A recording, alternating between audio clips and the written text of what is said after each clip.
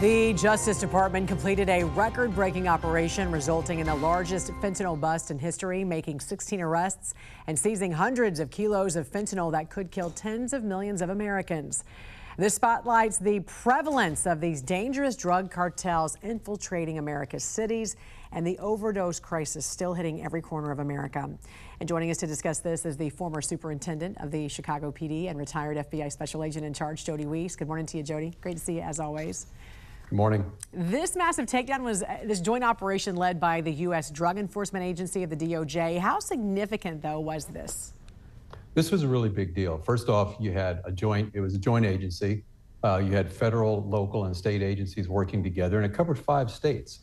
You had New Mexico, Arizona, Nevada, Utah, and Oregon. And it was going after an organization that had direct ties to the Sinaloa cartel. The big deal was the fentanyl. I mean, there were nearly 3 million pills seized, 2.7 million in Albuquerque alone. And what does that equate to? About 119 million lethal doses. The 16 arrests were a big deal. They got Alberto Salazar Amaya, who was a key operator of the Sinaloa cartel, but in the United States.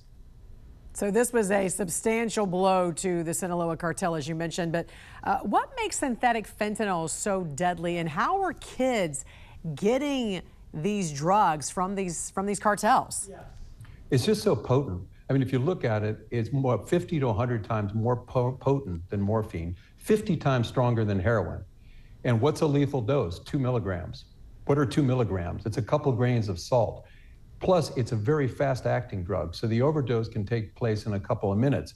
The other problem is this isn't made by any standard pill manufacturers. They're all illicit, all illegal. So you don't know what the potency is. You don't know what the content is. So anytime this is ingested, it's totally unpredictable. You're literally playing Russian roulette if you take one of these drugs. How are the kids getting it? They're not looking for fentanyl in themselves alone.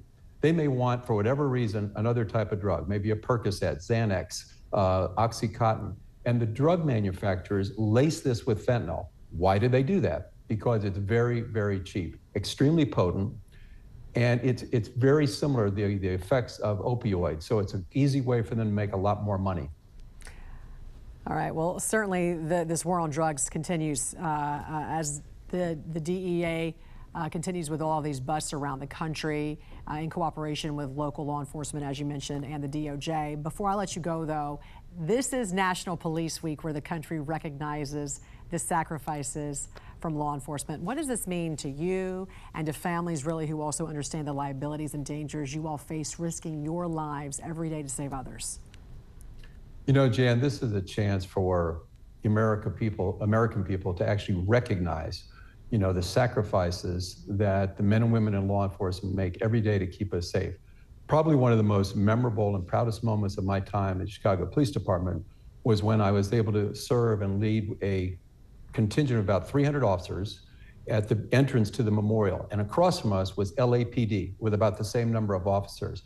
And we got to recognize, salute all of the Gold Star families that came in for that ceremony. And it was a real honor to pay respect to them because, you know, they lost loved ones who were trying to keep us all safe. And that was, like I said, that was probably one of my proudest moments and one I'll never forget. Well, we're certainly thankful for you with us this morning, and thank you for your service to Chicago and to our country. Former Superintendent of the Chicago PD and retired FBI Special Agent in Charge, Jody Weiss.